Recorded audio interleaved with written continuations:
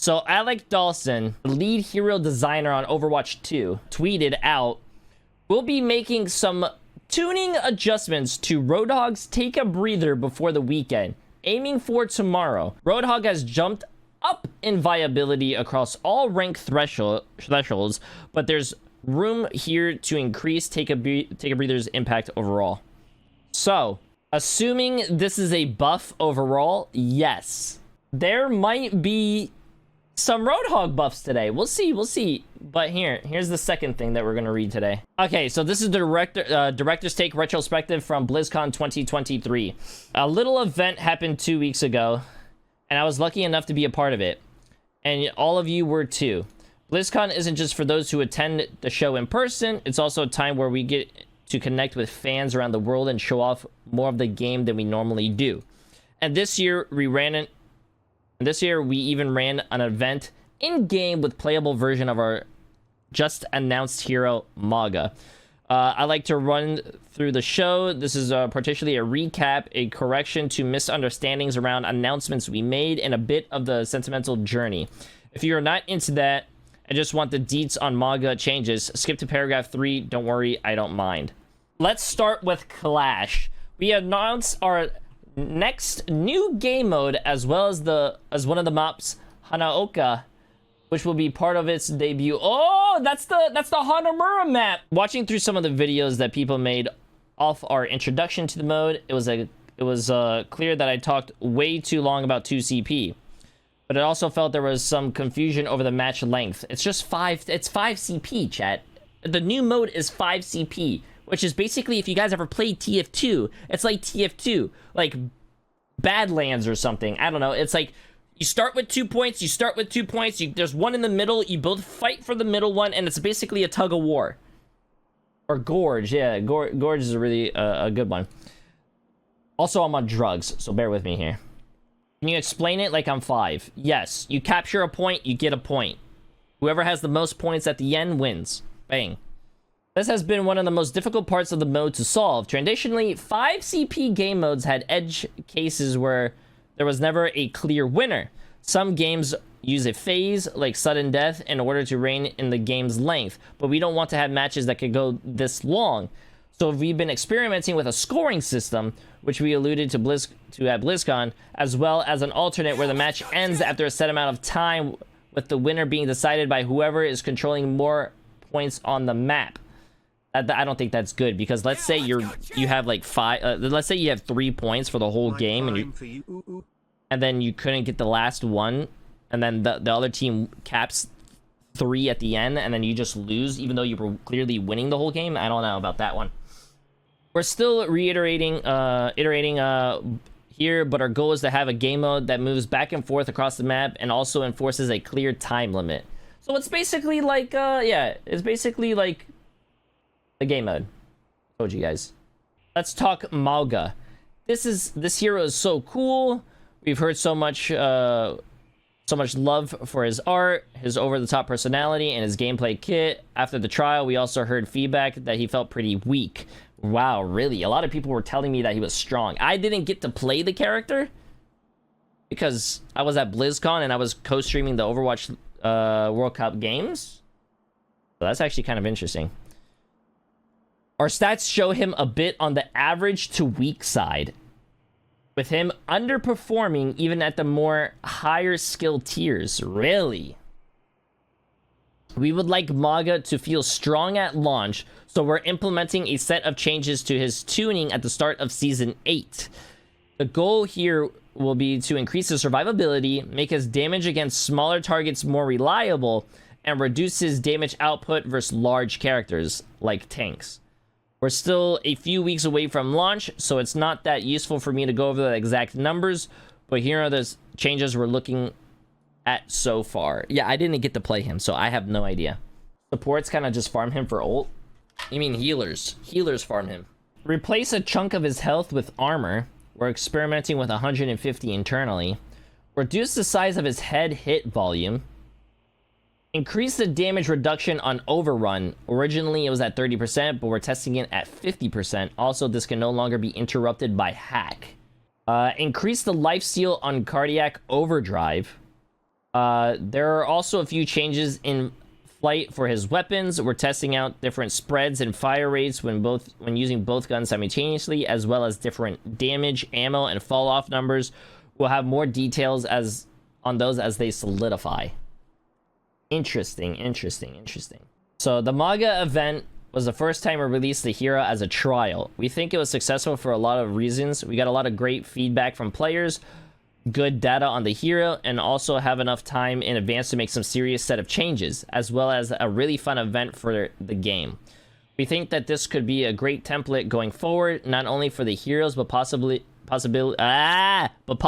some of the other large pieces of content. Ooh, dude, I'm sad that I couldn't play him. Okay, during BlizzCon, we talked about our clarity of vision for the future of Overwatch. Did you feel that downshift? Heads up. That's this piece getting a little bit more philosophical before it gets a little bit more sentimental. Overwatch is an intense and competitive multiplayer shooter. We have millions of players in our game every day enjoying it. Millions of players every day. And we would like to not just provide more of that experience to them, but also improve it. When I use the term competitive, I don't mean playing ranked. Even quick play is demanding and sweaty. I played quick play last night, chat. I don't think it was demanding and sweaty. I played quick play last night for the first time in years. It was not sweaty. That intensity and fast pace are inherent to most of the modes in our game, and we love that. At BlizzCon, we talked about the overhaul to our competitive system coming in Season 9, with other updates such as wider groupings restrictions coming in subsequent seasons. Nah, quick play does not feel like comp. We're also looking on updates to improve the experience in other parts of the game. For an example, we're looking at ways of reducing the number of people leaving or sabotaging matches. That's funny. Since the start of Season 7, the leaver rate in quick play is down almost 20% in some game modes. We're also working on the way that we backfill matches so players no longer enter a game with a few seconds left. Additionally, we're continually making improvements to our matchmaker, anti-toxicity, and anti-cheat efforts. We're also excited about running some experiments aimed at making the game more enjoyable to play. For instance, what would happen if the spawn times were drastically reduced? Look for those to start in Season 8. No. What? I don't know about that, man. Yeah, I'm hoping that's only quick play, because that thing that they introduced to quick play, and they said they were thinking about bringing it to comp, is absolutely fucking shit. If you die and then someone else dies, their spawns are reduced because, like, you're trying to regroup the whole team. I think for quick play, that's cool. It teaches you how to regroup. It teaches you how to do team fights. Cool. But not in comp, because there's other, like, in comp, there's so many different strategies and shit. Because, like, in comp, let's say you kill a whole team, and then you get the baby diva at a mech, and the baby diva is the only one that you're not killing. And you're staggering her on purpose so they can't regroup. That's a good strat that should not be like taken out of the game. And then you kill her, obviously, and then that would just basically wasted X amount of time. I feel like that should not be, what do you call it, taken out of the game. At BlizzCon, our biggest announcements focus on the core of the game. This isn't to say that we aren't looking to bring fun and novel modes and events to all of you. For an example, we announced Hero Mastery Gauntlet at the show, and we also celebrated our K-pop event during BlizzCon. I don't know how I feel about the Hero Mastery. I feel like Overwatch is probably trying to do too much. I think Hero Mastery Gauntlet is the thing where you could do it with teammates. It's like basically like a PvE thing when they should be just focusing on the PvE thing, because we only have 3 missions still. I believe we only still have 3 missions. They need to come out with more. But I don't know. Like I said, chat, the Hero Mastery stuff was fun at first. We tried it for a day. We got our... I'm not trying to master all the stuff, but I don't know.